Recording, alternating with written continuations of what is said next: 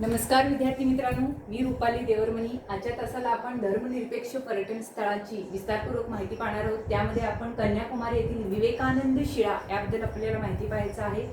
तर भारताच्या सुदूर दक्षिण टोकाकडील तमिळनाडू राज्यातील एक प्रसिद्ध तीर्थस्थान म्हणून कन्याकुमारी या ठिकाणाचा उल्लेख केला जातो. म्हणजे या ठिकाणी 3 समुद्राचा संगम झालेला असल्याने हिंदू धर्मशास्त्रानुसार हे स्थान अत्यंत महत्त्वपूर्ण आहे. या ठिकाणी भव्य घाट असून घाटावर मंडप आहे. तेथे यात्रेकरू धार्मिक विधी करतात. म्हणजे या समुद्र किनाऱ्यावरतीच उमाई देवीचे प्रसिद्ध स्थान आहे. येथील देवीची मूर्ती दर्शनीय आहे. या मंदिराच्या उत्तरेला भद्रकालीचे मंदिर आहे. उमाई देवी मंदिरावरूनच त्या ठिकाणास कन्याकुमारी असे नाव मिळाले. त्यासंबंधी पुढील कथा काय आहे, प्रसिद्ध आहे बघा. बाणासुराने प्रचंड तप करून भगवान महादेवाकडून अमरत्वाचे वरदान मागितले. तपामुळे प्रसन्न होऊन शंकराने त्याला अमरत्वाचे वरदान देऊन केवळ कुमारी कन्येच्या हातूनच त्याचा मृत्यू होईल असा आशीर्वाद दिला. त्यानंतर बाणासुराने प्रचंड अत्याचार आरंभ केले. त्यातूनच सर्व देवता विष्णू शरण जाऊन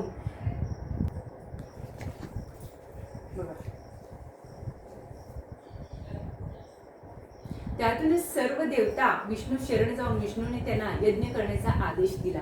या यज्ञकुंडातूनच दुर्गादेवी कन्यारूपात प्रगट झाली. तिने शंकर पती म्हणून मिळावा यासाठी दक्षिण सागराच्या तीरावरती तपश्चर्या आरंभ केली.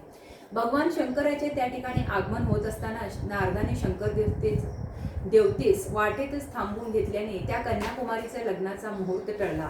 म्हणजे कुमारिका अविवाहित राहिली, परंतु काही काळानंतर पुन्हा तिने तपश्चर्याचा निर्णय घेतला. कुमारीच्या सौंदर्याची स्तुती बाणासुरापर्यंत अतिप्रसंगाने तिला घेऊन जाण्याचा बाणासुरापर्यंत पोहोचल्यावर त्याने कुमारिकेस मागणी घातली, परंतु कुमारिकेने त्यास प्रतिसाद न दिल्याने संतापलेला बाणासुराने अतिप्रसंगाने तिला घेऊन जाण्याचा प्रयत्न केला. त्यातूनच कुमारिकेचे बाणासुराशी युद्ध होऊन बाणासुराचा कुमारिकेने वध केला व त्या ठिकाणीच भगवान शिवाची प्रतीक्षा करत ती थांबली. तिथेच मंदिर हे बांधले असून त्यासच कन्याकुमारी असं म्हटले जाते. अशा प्रकारे कन्याकुमारीबद्दलची स्टोरी आपल्याला माहिती झालेला आहे. तर कन्याकुमारी येथील विवेकानंद स्मारक याविषयी आपण माहिती पाहणार आहोत. कन्याकुमारीची काय होती हिस्ट्री ते पण आपण पाहिलेलं होतं. आता आपण कन्याकुमारी येथील विवेकानंद स्मारकाविषयी आपण माहिती पाहणार आहोत. बघा, कन्याकुमारी या स्थानास भारताचे थोर धार्मिक नेते व अचाट बुद्धिमत्तेचे पंडित स्वामी विवेकानंदाच्या पदस्पर्शाने पावन झालेले या स्थळास महत्त्व आहे. कन्याकुमारी ठिकाणापासून समुद्रात एक खडक पाण्यावर आलेला दिसतो. स्वामी विवेकानंद या ठिकाणी आले असता अनेक वेळा त्यांनी त्या खडकावर ध्यानधारणा केली आहे. म्हणून या खडकावर विवेकानंदाचे भव्य स्मारक उभारलेले आहे. 1970 मध्ये या ठिकाणी विवेकानंदाचा पूर्णाकृती पुतळा उभारण्यात आला आहे. म्हणजे या ठिकाणी एका ध्यान मंदिराच्याही उभारणी करण्यात आली असून विवेकानंदाच्या जन्मशताब्दीच्या निमित्ताने या स्मारकाची उभारणी झाली. स्वामी विवेकानंद हे रामकृष्ण परमहंस यांचे परमभक्त व शिष्य म्हणून ओळखले जातात. या कालखंडात विवेकानंदांनी हिंदू धर्मातील उदात्त तत्वे स्पष्ट करण्याचा प्रयत्न केला. सामाजिक आर्थिक परिवर्तनाच्या दृष्टिकोनातून स्वामीजींनी भारताच्या अनेक भागातून प्रवास करून व्याख्याने दिली. तसेच शिकागो येथील जागतिक धर्म परिषदेत उपस्थित राहून हिंदू धर्माची उदात्त तत्वे सांगितली. 1897 मध्ये भारतात परतल्यावर त्यांनी रामकृष्ण मिशनची स्थापना करून सामाजिक परिवर्तनाचे कार्य केले. 1902 मध्ये वयाच्या 35व्या वर्षी त्याचा मृत्यू झालेला आहे. अशा प्रकारे कन्याकुमारी येथील विवेकानंद स्मारकाविषयी आपण माहिती पाहिलेलो आहोत. आता आपण विवेकानंद स्मारकाची अंतर्गत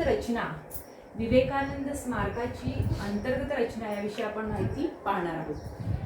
तर रामकृष्ण मिशनच्या अनुयायांनी विवेकानंदाची स्मृती चिरंतन राहण्यासाठी कन्याकुमारी येथील समुद्रातील खडकावर स्मारक उभे केले. या स्मारकाचे मुख्य भाग 3 भाग असून विवेकानंद मंडप खडकावर उंच ठिकाणी हा मंडप उभारला असून या मंडपाची उंची लांबी 181 फूट तर रुंदी 56 फूट आहे. त्याचे मुख्य मंडप, सभा मंडप, प्रतिमा मंडप असे 3 उपप्रकारही पडतात. प्रतिमा मंडपावरील शिखरांची उंची जमिनीपासून 65.5 फूट आहे. या स्मारकात स्वामी विवेकानंदाचा ब्रॉन्झचा पुतळा आहे. ध्यान मंडप हा दुसरा आहे. तर सभा मंडपाच्या मागे असून याची लांबी 58 फूट तर रुंदी 40 फूट आहे. तर उंची 14 फूट आहे. मंडपातील भिंतीवर स्वामीच्या जीवनातील अनेक प्रसंगाचं चित्रण आहे. तिसरा आहे श्रीपद मंडप. मुख्य मंडपाच्या खालील बाजूस हा असून त्याची लांबी 72 फूट व मंडपावरील कळसाची उंची 20 फूट आहे. मंडपावरील छत 9.25 फूट आहे. ही वास्तू खडकाची असून निळ्या खडकाचा वापर करण्यात आला असून मंदिराचे शिखर लाल स्फटिक पाषाणाचे आहे. येथे 4 स्तंभ असून त्यावर मुख्य शिखर आहे. स्तंभाची उंची 12 फूट आहे. या मंदिरामध्ये कला कौशल्यपूर्ण उत्कृष्ट नक्षीकाम आहे. विवेकानंद मंडपाचे शिखर पल्लव शैलीचे असून त्याचा खालचा भाग अजिंठा शैलीचा आहे. म्हणजे तर प्रतिमा मंडपाचे मुख्य शिखर हे छतांपासून 41.5 फूट आहे. यावरून ह्या मंडपाची भव्यता दिसते. तसेच ध्यान साधना करण्याची इच्छा असणाऱ्यांसाठी ही सोय आहे. अशा प्रकारे विवेकानंद स्मारकाची अंतर्गत रचनाविषयी आपण माहिती पाहिलेलो आहोत. आता पर्यटन दृष्टीने स्मारकाचे महत्त्व आपण पाहणार आहोत. पर्यटनाच्या दृष्टीने स्मारकाचं महत्त्व आपण पाहणार आहोत. तर भारताच्या अतिदूर दक्षिणेकडील कन्याकुमारी हे ठिकाण पर्यटनाच्या दृष्टीने एक महत्त्वाचे असून त्रिवेंद्रम शहरापासून 80 किलोमीटर अंतरावर हे स्थान आहे.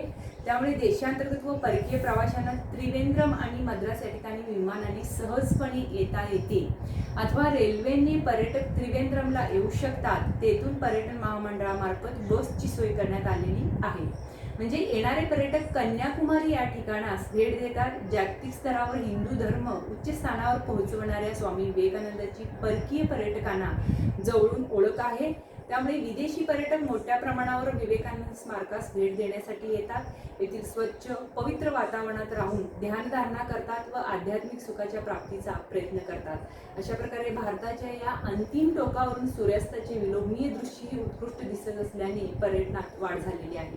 अशा प्रकारे आपण कन्याकुमारी येथील विवेकानंद शिळा याविषयी आपण माहिती पाहिलं. कन्याकुमारीबद्दल माहिती पाहिलं. त्यानंतर कन्याकुमारी येथील विवेकानंद स्मारकाची माहिती पाहिलं. विवेकानंद स्मारकाची अंतर्गत रचना कशी आहे किंवा पर्यटनाच्या दृष्टीने या स्मारकाचं महत्त्व कसं आहे, या सगळ्याविषयी आपण आजच्या तासाला माहिती पाहिलेलं आहोत. नमस्कार.